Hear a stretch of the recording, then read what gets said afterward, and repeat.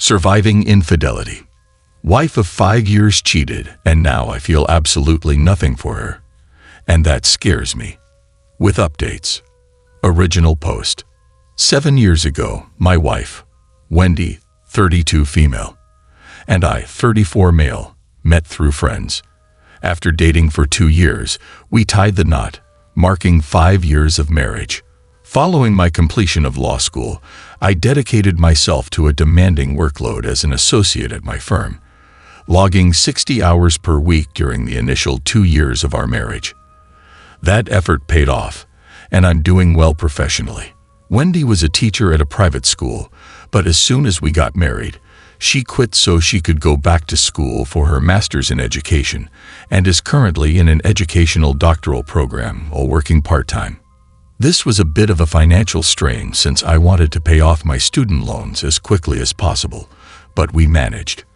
My wife had an old laptop that she was using when we started dating. I found it in a box in a closet. She said it crashed and wouldn't work any longer. I plugged it in, tried to turn it on, nothing. When we met, Wendy took pictures of everything, primarily selfies of her with others. Knowing that she must have had some pictures of us from that time, I yanked the hard drive and looked at it. It seemed okay. The problem must have been somewhere else.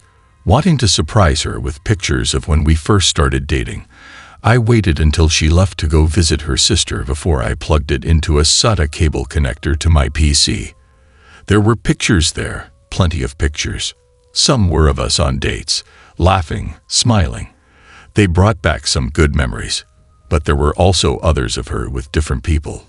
One person in particular I remembered. His name was Bob, and Wendy had dated him before me.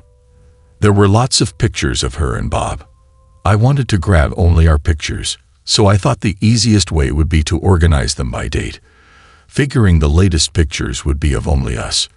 But when I clicked them by date, a lot of her pictures with Bob were jumbled up with pictures of us.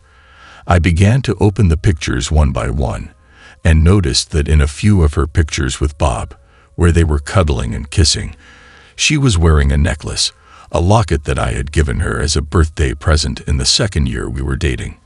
I had to borrow the money from my brother to buy it. I looked at the dates on the pictures, and a pattern emerged. On the days and weekends when school required my undivided attention, the times when she went to her mother's house or her sister's house to give me peace and quiet, she was meeting up with Bob behind my back. I was furious. It felt like fire ants were chewing on my brain, my heart in my guts. I wanted to punch through the walls. But then something snapped, and I went numb. I began to see and think in very cold, analytical terms. I copied all of her pics, all of them, not just those I'd seen, to a flash drive. I packed a bag, grabbed some suits, took the thumb drive, and went to stay with my brother across town. I left her laptop hard drive plugged into my PC with a picture of her kissing Bob on the monitor. The only note I left behind was a sticky note with an arrow on it pointing to the necklace, locket. Wendy tried to call me from her mother's house, if that's where she really was, but I didn't answer.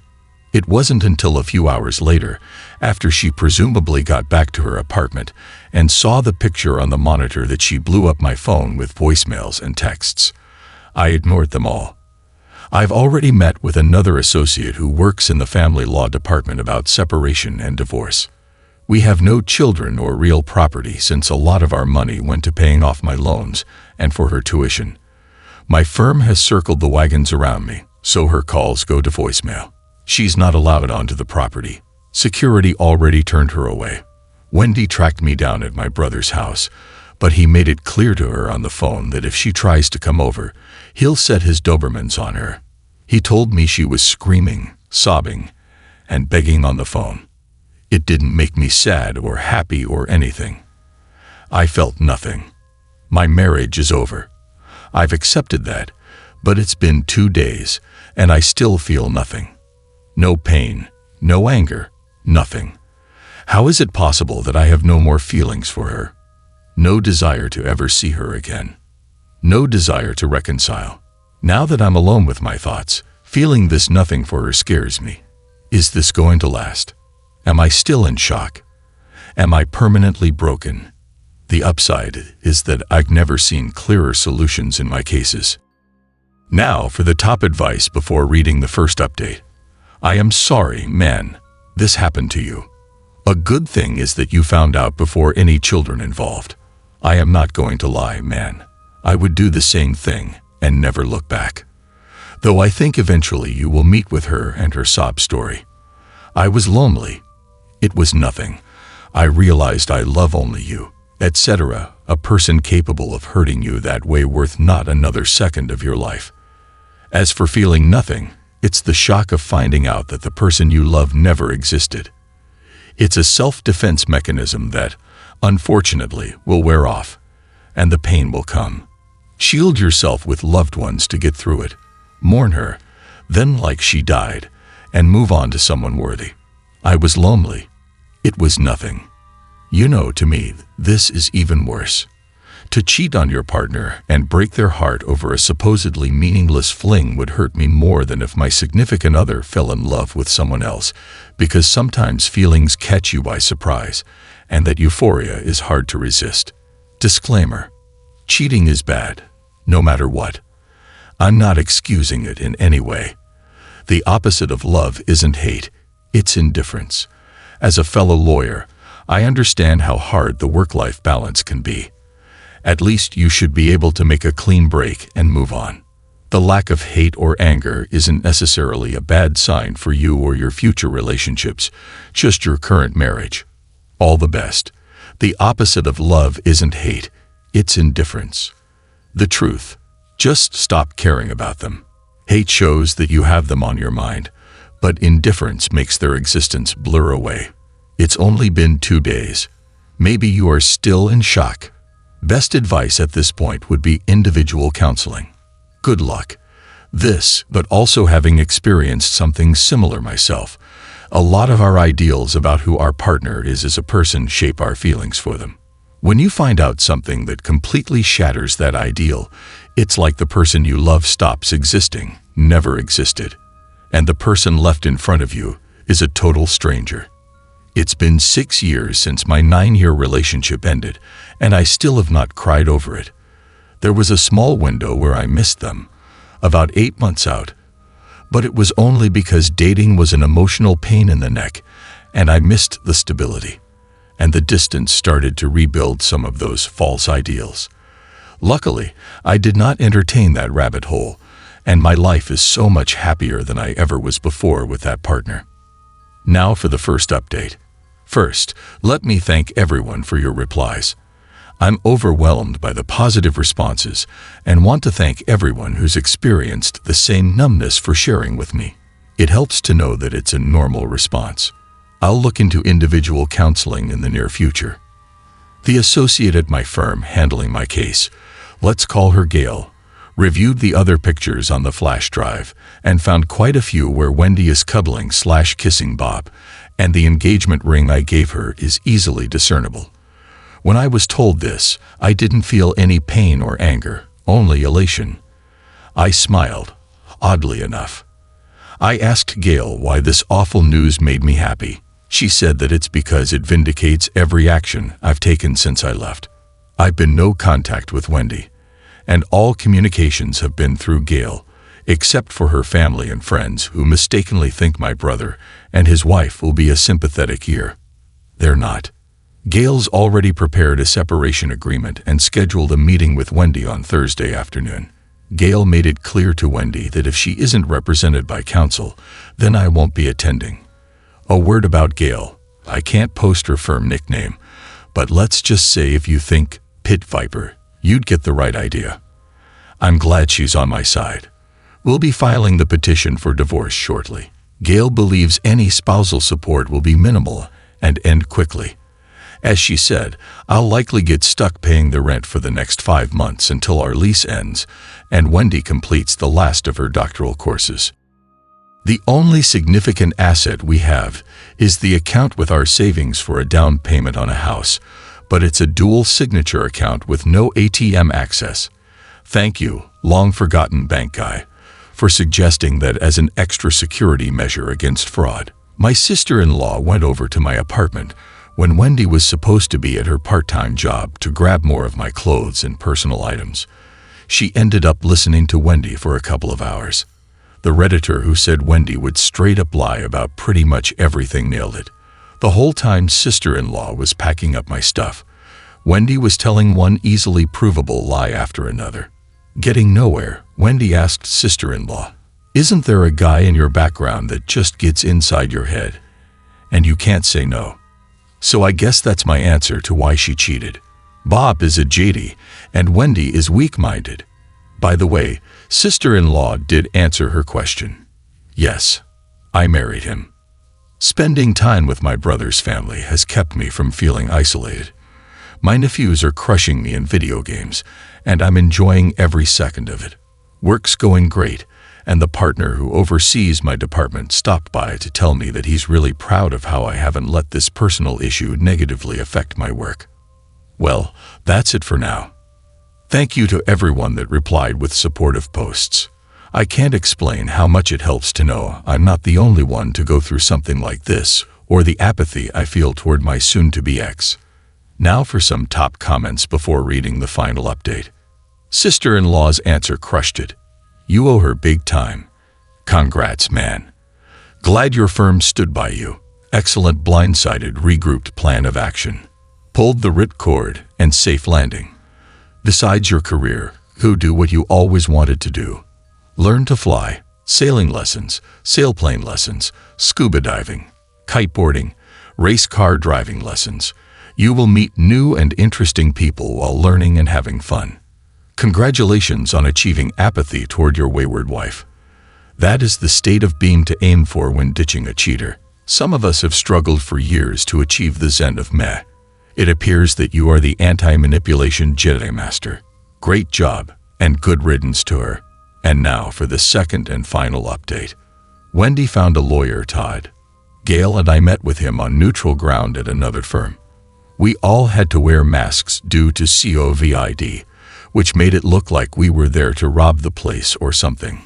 It was the first time I'd seen Wendy since she left to go to her sister's/mother's house. Wendy looked like hell. Bloodshot eyes, dark bags underneath, tear-streaked makeup, the skin on her neck covered in hives. I looked at her and felt nothing. More on that later.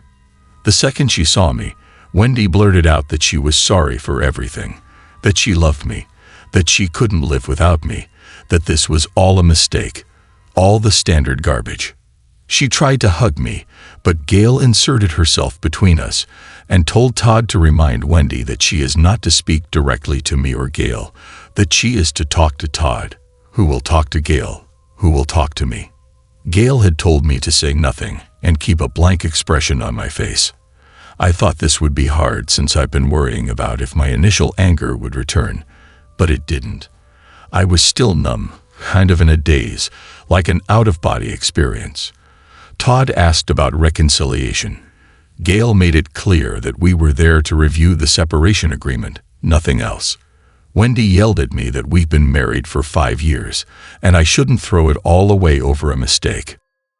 Gail reminded Todd that Wendy was not to speak to me directly. Todd whispered something to Wendy, and she momentarily got control of herself again. Gail and Todd began discussing the separation agreement that she'd emailed him. Todd said he did, but didn't think it was fair to Wendy. He tried to nitpick, likely to show Wendy he was doing something to earn his fee, but Gail knocked down every argument he made until he admitted that it was as fair as the law requires. Wendy said that none of this is fair because this is all a mistake. Gail spread black and white printouts across the table of all the pictures from the flash drive, with Wendy kissing/hugging Bob where her engagement ring is clearly visible. Gail circled the ring in each picture with a big, fat, dark red marker. Alpha move, by the way, asking Todd each time, "Does your client believe this was a mistake? How about this? Was this a mistake? No. What about this one?" Wendy collapsed back into her chair to ugly cry. Gail and Todd began discussing timelines for the delivery of a signed settlement agreement and other matters going forward. I guess my silent indifference finally got to Wendy because, Completely unprompted, she screamed out that she never cheated during the marriage. Gail wasn't having it and told Todd, "Tell your client to give me her cell phone. If your client hasn't cheated during the marriage, then she won't have a problem with my it guy copying everything on it and downloading everything in any online account she's logged into. I could have him here in 10 minutes." Wendy clutched her cell phone with both hands, refusing to hand it over. Todd whispered something to Wendy.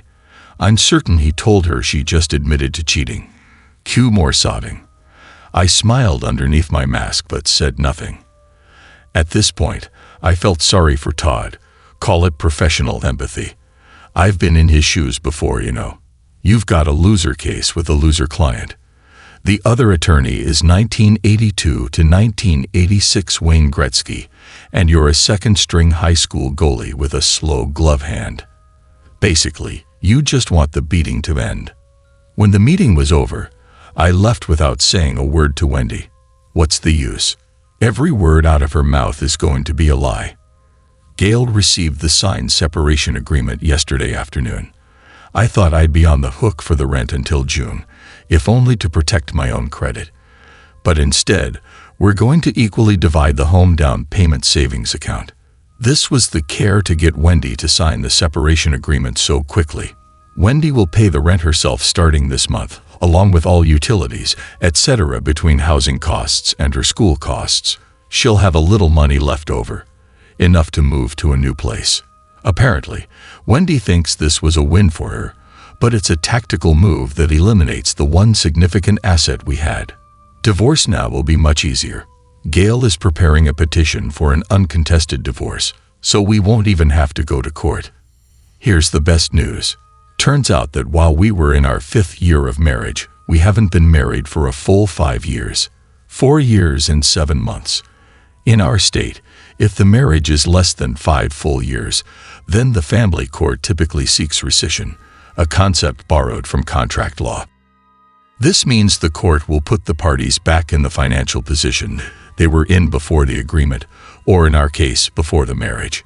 Immediately before our marriage, I was a jobless, heavily indebted law school graduate waiting on my bar results, while Wendy was a full-time gainfully employed teacher with no real property, no children, her account full of money, a teaching credential, a graduate degree in hand, and soon a doctoral degree to go with it. Wendy can't make the argument that rescission isn't appropriate in this case. In short, no alimony. Gail did warn Todd that if Wendy contests the divorce, the first person she'll depose will be Bob. Todd replied that Wendy agreed not to contest the divorce. If all goes well, 3 months from now, I will be putting this sad chapter of my life behind me. I still feel nothing for Wendy, but that no longer scares me. The Redditor who said it was because the Wendy I dated / married never existed was right. You, sir, are wise. The Wendy I dated, fell in love with, and married never existed. The person who cheated on me and lied to me is a stranger. Our entire relationship was all a lie, an elaborate Plan B illusion that benefited her at my expense. I think my mindset also has to do with my first real job between college and law school. When I worked in commission sales, there was a phrase drilled into our heads. You have to get through a lot of no's to get one yes. So don't worry about the no's. Don't waste your time and effort on them, and you'll find your yeses a lot faster and easier. Wendy was a no, and I wasted too much time and effort on her already. So, no more. Friends, family, and coworkers have noted that my smile is back, and to be honest, I feel better than I have in years. But just to be on the safe side, I have scheduled a few phone/video appointments with a therapist. We'll see how that goes. This will likely be my last update. Thank all of you again for your support and wisdom. If I can repay your excellent advice with some of my own. If your spouse cheats on you, talk to a lawyer as quickly as possible, and then listen to what your lawyer tells you to do. And that's it for this video, guys. If you have thoughts to share, leave a comment below. Don't forget to hit like and subscribe if you like this content. I'll catch you in the next one. Good day, everyone.